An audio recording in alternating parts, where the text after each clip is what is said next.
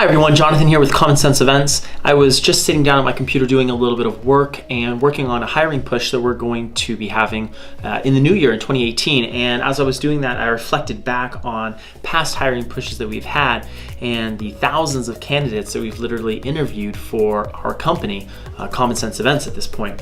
And as I was thinking about that, I was thinking about how many people absolutely bomb an interview, and it's really unfortunate because in some cases I feel like they might be a very valuable asset to the team, but it's really hard to tell because they present themselves poorly in the interview. And so as I was thinking about that, I just wanted to film this video really quick, my top 5 things that you don't want to do, and then their counterpart, 5 things that you do want to do in their place in the interview. So jumping right into that, 5 things. Number 1, don't be late. It's a no-brainer. Take extensive preparation and plan as much as you can to not be late, whether that means getting ready a lot earlier, whether that means mapping the area and understanding exactly where the building is that you need to be. Some buildings, whether it's a corporate building, whether it's a restaurant, whatever it is, some buildings are tough to find. You know, some maps aren't updated, you know, whether you're using Waze or whether you're using Apple Maps or Google Maps, whatever it happens to be, no excuses, be on time. It's a fairly easy one and a good way to show your prospective employer that you take the job seriously. So that's number 1. Number 2 is don't be underdressed. And this is a tricky one because you really have to know the employer and you have to know a little bit about the culture. And so what I would recommend is when you first go to possibly get the job and when you're exposed to other people who are already working there, kind of take a look around and see what everyone's wearing and then just do something just a little bit better. So maybe, let's say I was wearing a collared shirt and you were coming to interview here, I was wearing a collared shirt with this vest. Maybe you could go one step further. Instead of wearing a vest, wear like a blazer or something like that. Girls, maybe a pantsuit or some sort of outfit that is just a little bit above what the norm at the company is. It's an easy way to show respect, and it's a good way also to just, again, show the employer that you're taking the job very seriously. Now, number 3, this kind of goes into more of the interview process itself.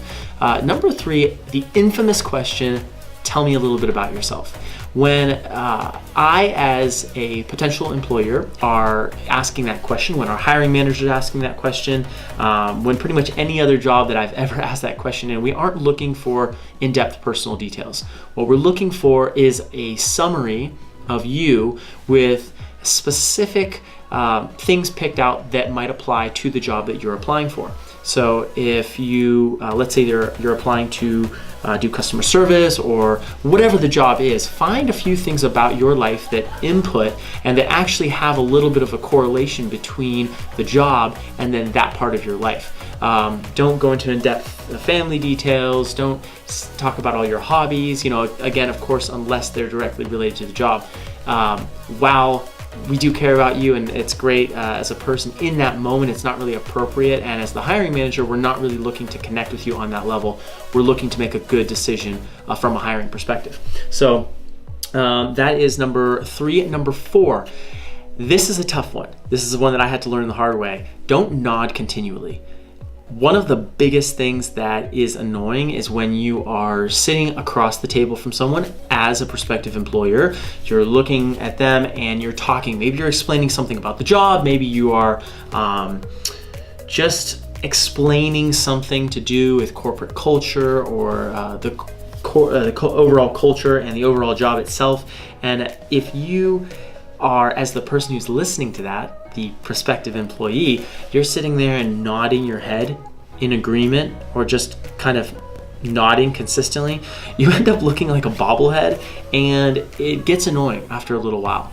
It's much better to kind of time those out, and while nodding is a great way to let them know that you're listening and you're engaged without interrupting them, not consistently nodding. Don't just sit there going back and forth. Instead, wait for different times, maybe when they make a good point or when there's a natural pause, just to kind of nod to let them know that you're listening, you're responding, and you're taking in what they're saying, instead of just kind of sitting there back and forth. So that is number 4. Number 5 is don't be too honest. And this kind of sounds weird, but what we're looking for as a prospective employer is someone who's going to do a great job in the role that we're looking for. And it can get annoying, and really it's unhelpful if the person, when we're asking about their life or whatever, that they kind of veer away from that and they start talking about a bunch of other stuff, and maybe even bringing stuff up about themselves that is going to make us think less of them. Again, you as the person who's trying to get the job, you want to be putting yourself in the best possible light so that you are the one and only candidate in that hiring manager's mind for the position. That's how you want to be framing yourself the entire time. So if you start bringing up things about yourself that either aren't job relevant or they're not so great. You're like, well, I have the toughest time getting up in the morning, and I'm late. It's a miracle I was early today. Little things like that. By doing that, you're basically discrediting yourself, and that's a huge thing that I see happening again and again and again.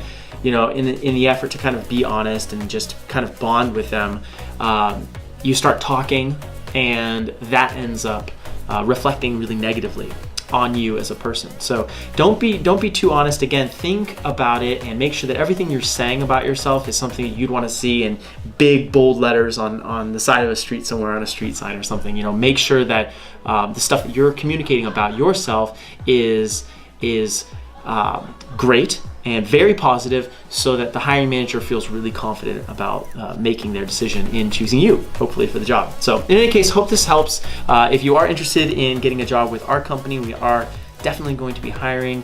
I will have links in the comment section below, the description below, where you can go on our website and check out applications and all of that good stuff.